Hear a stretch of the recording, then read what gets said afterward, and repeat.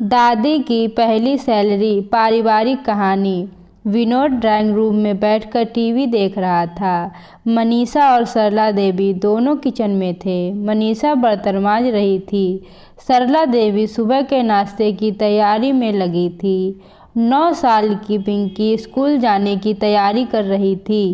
विनोद ने drawing room में ही ऊंची आवाज में कहा, मनीषा, तुम्हारा पगार आ गया है? अगर आ गया है तो इस महीने की ईएमआई तुम भर देना।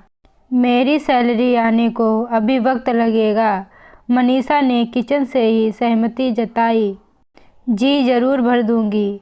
इस बातचीत से पिंकी के कान खड़े हो गए, क्योंकि कल ही तो उसके स्कूल में सैलरी के बारे में सबको समझाया गया था, जिसमें बताया गया था कि हर काम के लिए एक निश्चित रकम मिलती है, जिसे सैलरी कहते हैं।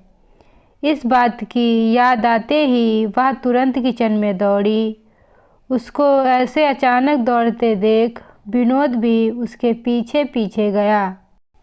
पिंकी ने अपनी दादी के पास जाकर उनसे पूछा, दादी, आपको सैलरी नहीं मिलती है क्या? विनोद और मनीषा एक दूसरे की तरफ देखकर मंद मंद मुस्काए। सरला देवी ने पिंकी को समझाते हुए कहा, बच्चा, तुम्हारे मम्मी पापा ऑफिस जाते हैं, इसलिए उन्हें सैलरी मिलती है। मैं तो घर पर ही रहती हूँ ना, इसीलिए मुझे सैलरी नहीं मिलती। पिंकी को यह बात कुछ समझ नहीं आई तो वह बोली, दादी, आप भी तो कितना सारा काम करती हैं। सुबह जल्दी उठकर नाश्ता बनाना, खाना बनाना, पूरे घर की साफ सफाई करना, कपड़े धोना, मुझे ट्यूशन पढ़ाना और बाजार जाकर राशन लाना और तरकारी लाना और भी पता नहीं क्या क्या। आपके इन्हीं सभी कामों की वजह से तो पापा और मम्मी निश्चित होकर काम पर जा पाते हैं और मैं भी स्कूल में अच्छे नंबरों से पास हो जाती हूँ।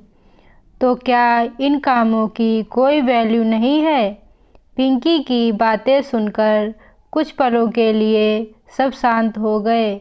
9 साल की एक छोटी सी बच्ची जो सोच रही थी वह गलत नहीं था। विनोद और मनीषा के पास इसका कोई जवाब नहीं था, मगर सरला देवी के पास था। वह बोली, किसने कहा मुझे सैलरी नहीं मिलती? मुझे पैसों के रूप में, कागज़ों के रूप में सैलरी नहीं मिलती, लेकिन मुझे जिस रूप में सैलरी मिलती है उसकी कीमत कोई आंक ही नहीं सकता। मैं घर की सारी जिम्मेदारी संभालती हूँ तो मुझे तुम्हारी मम्मी एक दोस्त के रूप में मदद करती हैं। तुम्हारी मम्मी की दोस्ती मेरे लिए वह सैलरी है। मुझे पैसों की ज़रूरत होती है और मैं तुम्हारे पापा को बोलती हूँ तो बिना यह जाने कि मैं इनका क्या करूँगी, वह मुझे झट से पैसे निकाल कर दे देते हैं।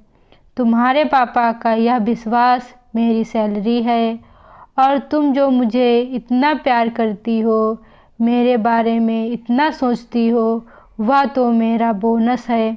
अब बताओ, क्या मुझे किसी से कम सैलरी मिलती है?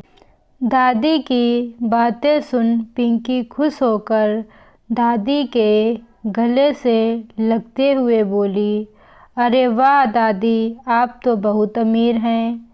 सबके चेहरों पर बड़ी मुस्कान आ गई। मनीषा सरला देवी के पास आई, उनका हाथ पकड़कर बोली, मम्मी जी, हमने कभी इस बारे में सोचा ही नहीं, लेकिन आपको कभी इस बारे में विचार नहीं आता कि आपको भी सैलरी मिलनी चाहिए?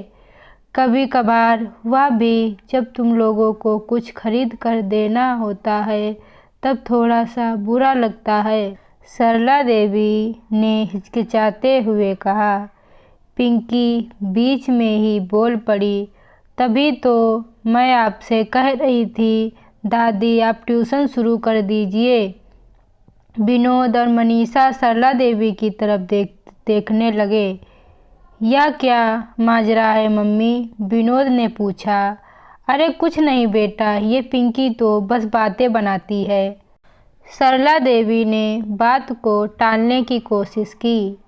नहीं पापा, मैं आपको पूरी बात बताती हूँ। मेरी फ्रेंड रिंकू है ना, उसकी मम्मी एक बार मुझसे पूछ रही थी कि तुम हमेशा क्लास में अव्वल आती हो, हर विषय में अच्छे मार्क्स आते हैं, तुम कौन सी ट्यूशन क्लास से ट्यूशन लेती हो, मुझे भी बताओ ताकि रिंकू को भी वहीं भेज सकूं।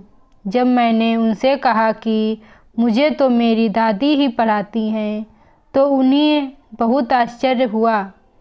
फिर अगले दिन तो वह हमारे घर ही आ गई थीं और दादी से मिलकर उन्हें रिंकू और उनके साथ 3-4 और बच्चों को ट्यूशन देने के लिए कह रही थीं, लेकिन दादी ने मना कर दिया।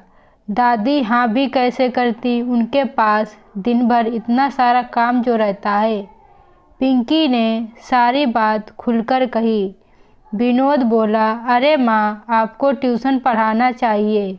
यह बात तो पक्की है कि आप पढ़ाती बहुत अच्छा हैं। देखिए, मुझे भी तो आपने ही पढ़ाया था, उसी की बदौलत मैं इतनी अच्छी नौकरी पर हूँ आज। और रही बात घर के कामों की, तो हम उसके लिए एक काम वाली रख देंगे। आप अपना वक्त ट्यूशन पढ़ाने के लिए दीजिए।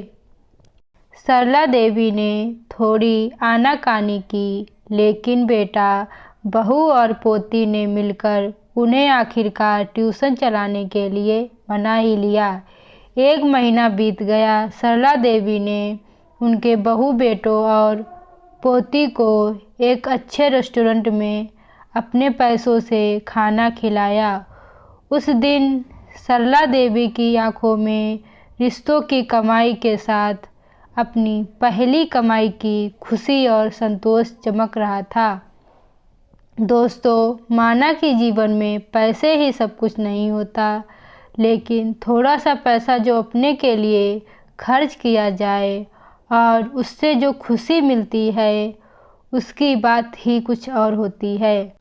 आपको ये कहानी अच्छी लगी हो तो इस वीडियो को लाइक करना ना भूलें।